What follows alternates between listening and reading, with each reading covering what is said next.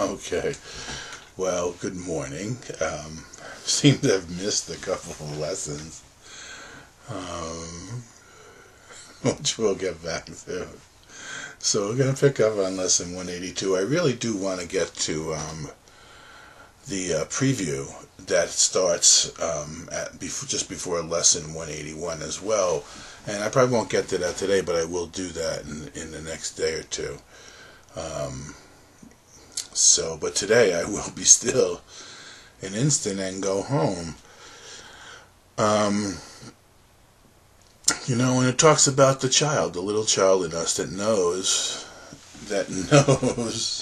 and is looking for home, and in all of us there's a child that's looking for home.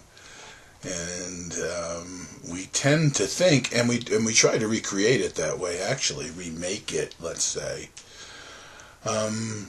When a child, a soul, enters into the world of space and time, they take on the attributes of space and time in their mind and heart and impose them upon their self. Of course, space and time and the limitations that the ego fosters are, in fact, the parameters that we surround ourselves with that manufacture a world in space and time that keep us preoccupied with thoughts that we come to learn are quite meaningless and useless in our pursuit for finding our way to return to the celestial home of our creation.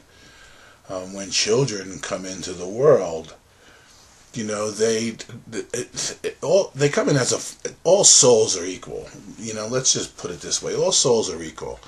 And when a child comes into the world and takes on the limitation of space and time, in in his appearance here as a body or using a body, what happens is the cognitive level allows them to feel something that they've not felt before and have no reference for.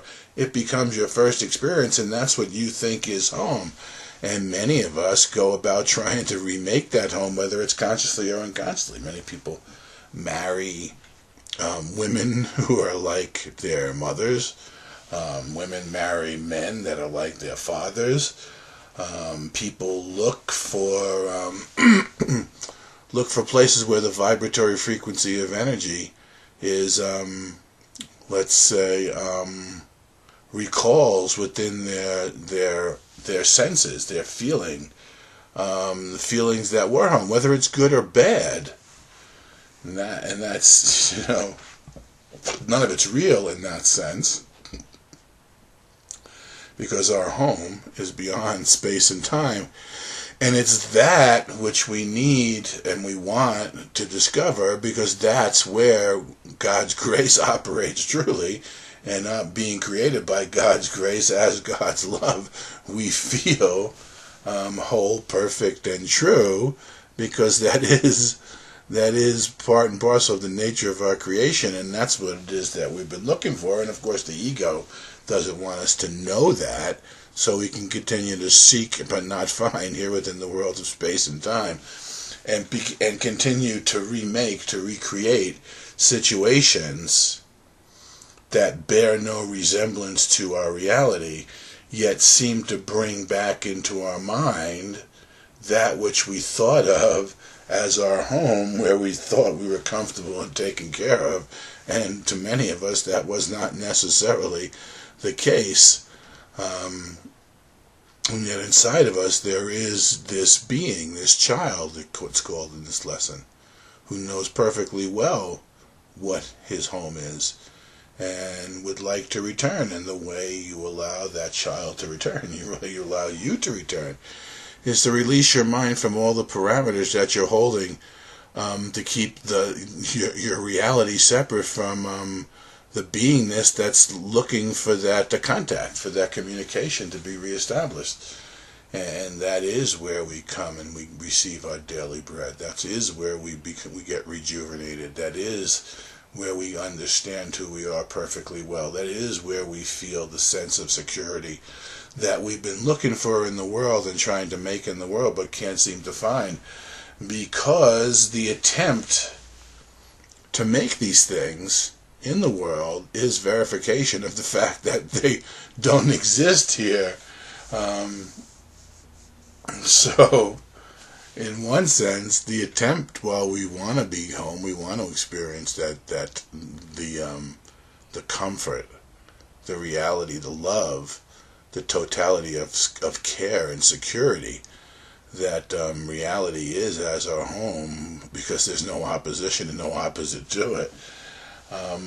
And we search for that, and we try to manufacture it. The idea that we try to solve that problem is, in a sense, the validation of the fact that we are not at home.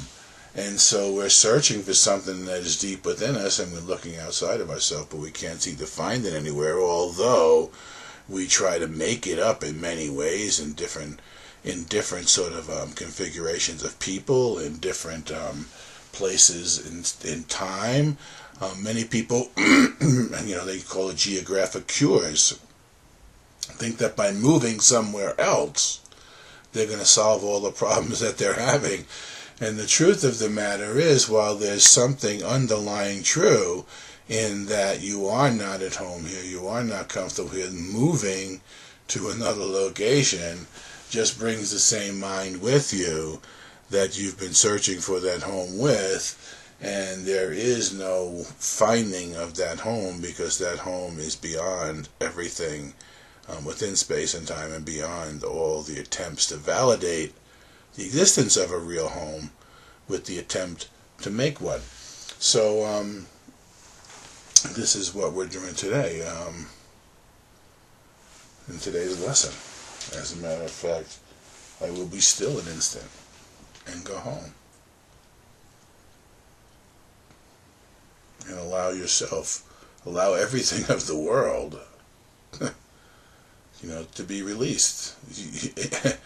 And you can safely do this because you haven't found the solution to it, so you must give up the attempt to find it where it is not, and allow your mind for a second and heart the recognition that you've been a failure in your attempt to find home, quite frankly, because not that home does not exist, but you've been a failure because the way you've been approaching it and attempting it has no validity. And here we are being offered a way in which we can allow that to occur. And it's through freeing our mind from all the attempts to find home that haven't worked. It's from freeing our mind of all the obstacles that we've put between us and where that home can be found within us. And the fact that the obstacles are only of the substance of dreams, and they were self-made, should be an indication that you can allow yourself to safely pass them by, be a passerby for a moment, and allow yourself, the ability to be still. It's your mind, it's your heart, it's your life. Certainly you can do what you want with it. You don't have to listen to the dictates of the world. And even if you felt as if you must, you can certainly find a little bit of time in the course of your busy day dedicated to attempting to maintain the meaningless as having some value, and allow your desire to be expressed truly for something that is not in the world of space and time, but is deep within you and deep within all of us. And we can allow ourselves to sink down and join with that and find the rest that we're looking for. Find the wholeness, the sense of completion, the joy, the abundance of the kingdom, wherein which we do take communion and communicate. And we've just done a series of lessons that God is but love, and therefore so am I. So, and we've learned that we're sustained by the love of God. So obviously, if we want to receive our daily sustenance, our daily bread, it's time that we allow ourselves the freedom to accept our reality as it is, where it is, and let our heart and our mind fly home there to participate in the joy of the kingdom, even if only for a moment or two, to come back rejuvenated with a new sense of meaning and purpose, so as to meet the day on new terms in a new way, and carry the joy and the light that we experience in those moments of communication with us, and begin to share it with all our brothers, to allow them to come to a recognition and understanding that they too can find what they're looking for. Because search you must, and you have been looking for it. But there's another way. There's another eye. There's another set of eyes. There's another heart, let's say. You have a spiritual eye that can become quite active in its light recognition when we stop giving value and validity to what our body's eyes tell us and to what the egoic mind demands we attend to, simply as a distraction from getting these moments of respite by allowing ourselves to return home for a second to where we are at peace, to where we do recognize our source, to where we do partake in our sustenance and that which we're sustained by, which is love. So that is going to be the end of today's lesson. I will be still an instant.